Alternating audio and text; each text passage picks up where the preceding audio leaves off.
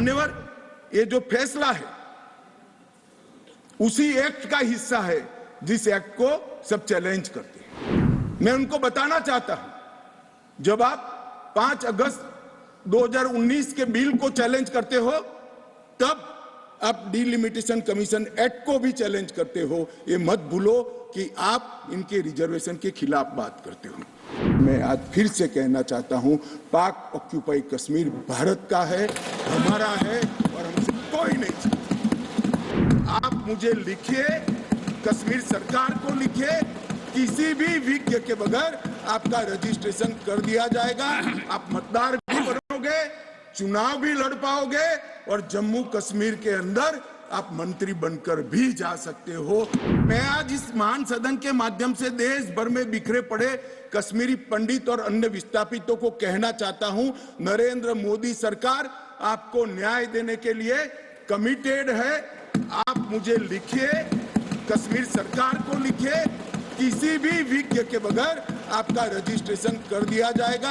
आप मतदार भी बनोगे, चुनाव भी लड़ पाओगे और जम्मू कश्मीर के अंदर आप मंत्री बनकर भी जा सकते हो। आपको पूरा मान्यवर, 3 युद्ध भी हुए।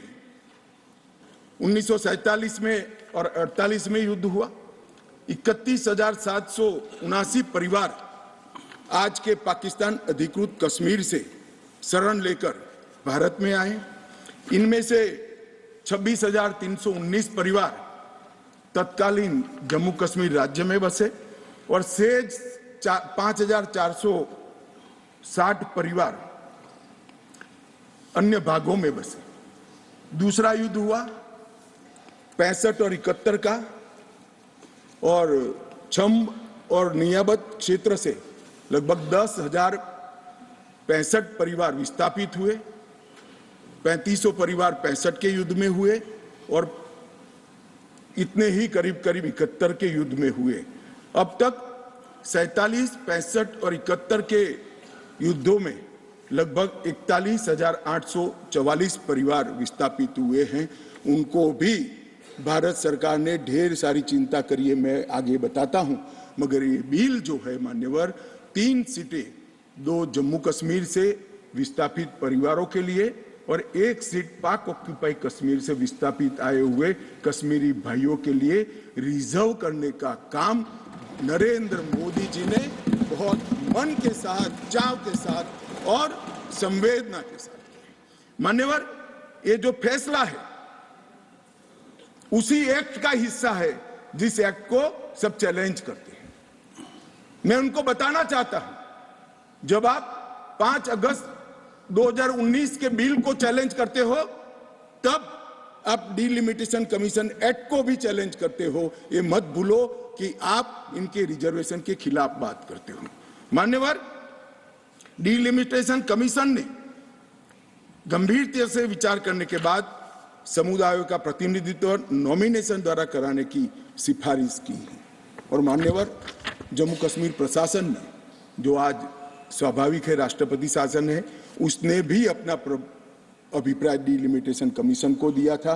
भारत सरकार ने के गृह मंत्रालय ने भी दिया था कि इनके प्रति सिंपैथेटिक व्यू लेना चाहिए, इनका प्रतिनिधित्व होना चाहिए। जब वो अपनी जमीन में ही नहीं है तो असेंबली में कैसे चुनकर जा सकते हैं।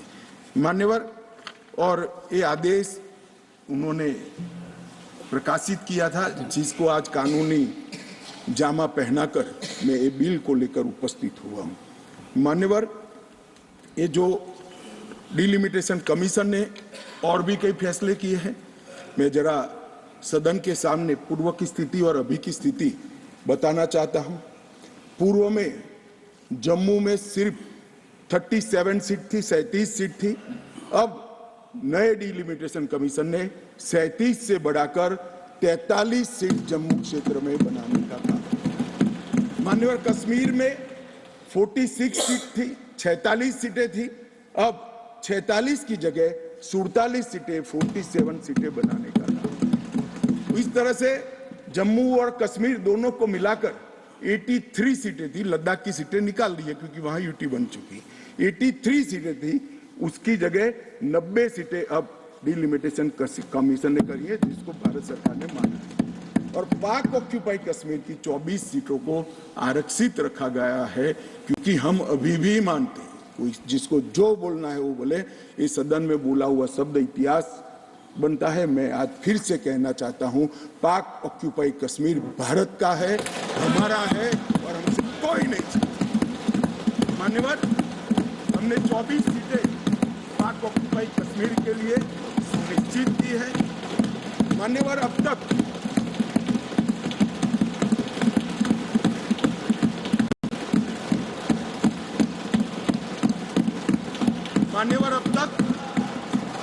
SC ST की सीटों में बड़ी विसंगतताएं भी थी, और जो दिग्विजय की कहते थे संवेदनशील अप्रोच होना चाहिए, संवेदनशीलता होनी चाहिए। SC ST के प्रति संवेदना से ही ये निर्णय हुआ है। पहले जो 7 सीटें थी SC की, उसको हमने बरकरार रखा, और ST की सीट शून्य थी, क्योंकि धारा 377 परमिट नहीं करती थी, अब परमिट करती है। 9 सीटों को रिजर्व कर